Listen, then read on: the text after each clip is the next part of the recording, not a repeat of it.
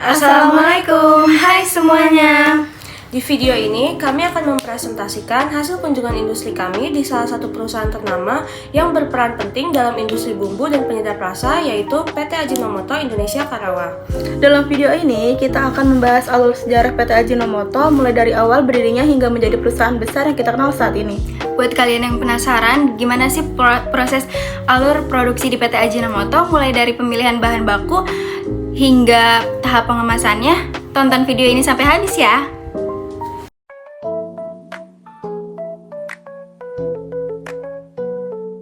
Di slide pertama, sejarah Ajinomoto. Awal penemuan umami oleh Dr. Kikuna Ikeda pada tahun 1980. Penemuan umami. Dr. Kikuna Ikeda seorang profesor kimia fisik dari Universitas Kekaisaran Tokyo atau sekarang Universitas Tokyo.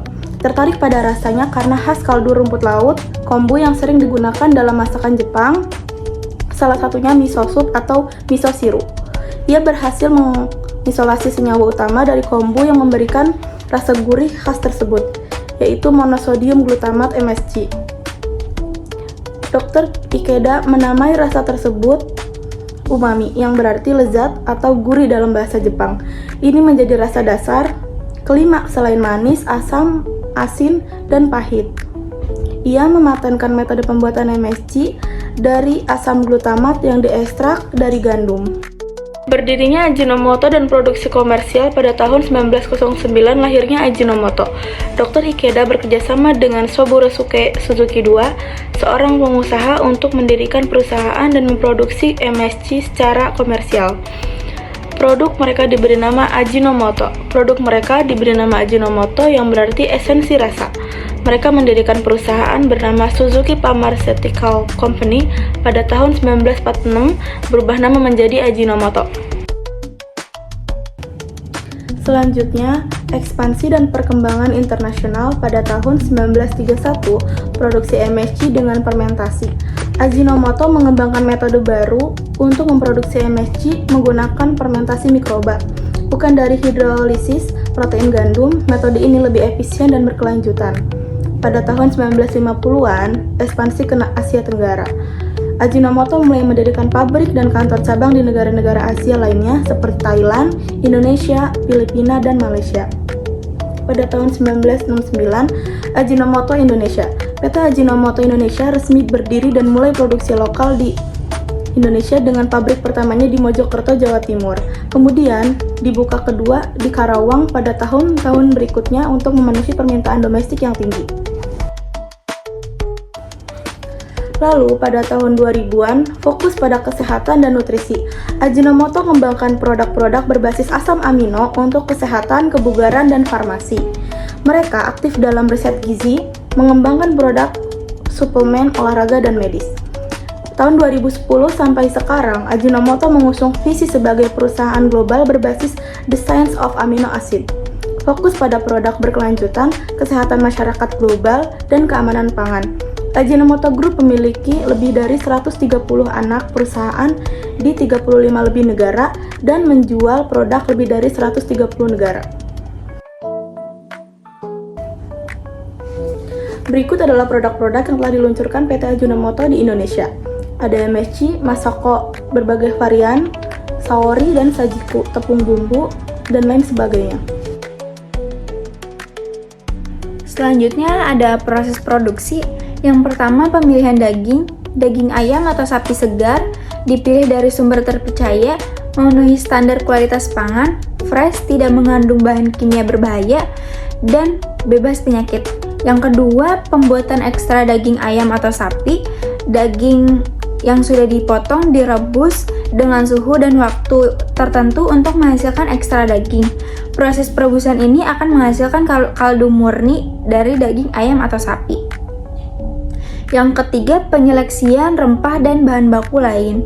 Bahan-bahan tambahan seperti garam, gula, bawang putih, lada, pala, dan rempah-rempah lainnya dipilih dari bahan bermutu tinggi.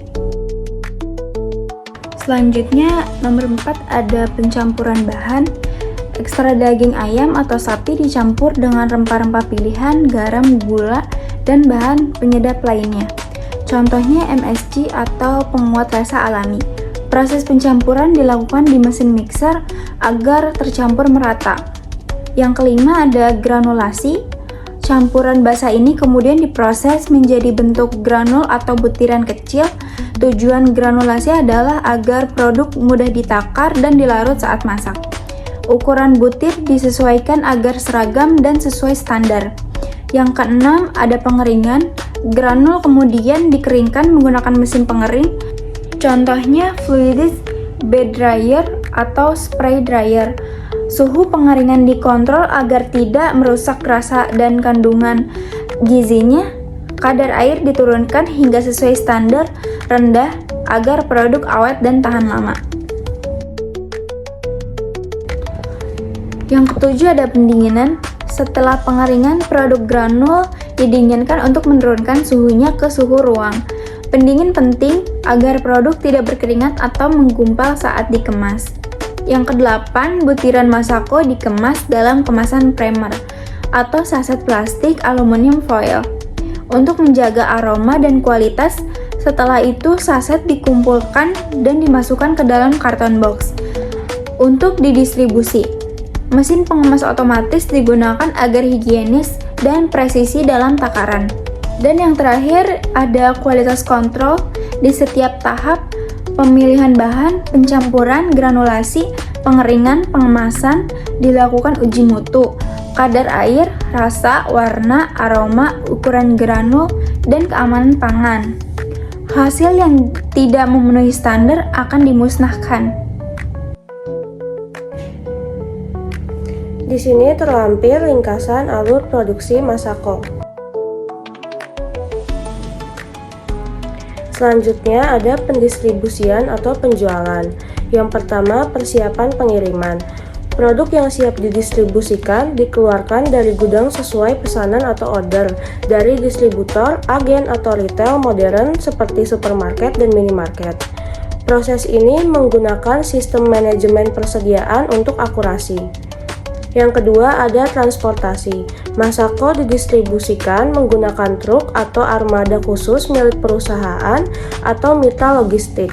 Armada diatur untuk rute distribusi yang efisien, memastikan produk sampai tepat waktu dan dalam kondisi yang baik. Yang ketiga, saluran distribusi. Masako disalurkan melalui distributor nasional dan regional, pengecer besar seperti supermarket dan hipermarket, pengecer kecil seperti warung, toko tradisional, pasar modern dan tradisional, kanal horeca atau hotel, restoran, catering. Yang keempat ada monitoring dan kontrol seluruh proses. Seluruh proses distribusi diawasi melalui sistem tracking untuk memastikan kelancaran pengiriman, menjaga stok, dan memastikan produk aman sampai ke konsumen.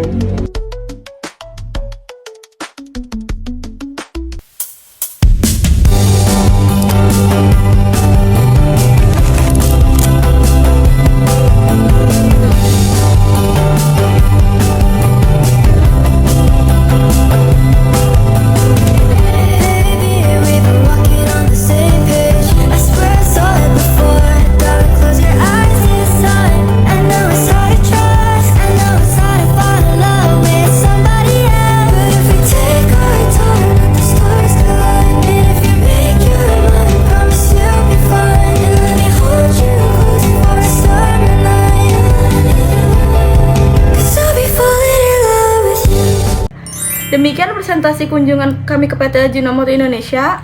Semoga penjelasan tentang sejarah perusahaan, proses produksi, hingga upaya menjaga kualitas produknya bisa menambah wawasan dan inspirasi kita semua. Terima kasih yang sudah menyaksikan video ini sampai selesai. Wassalamualaikum warahmatullahi wabarakatuh. Bye-bye.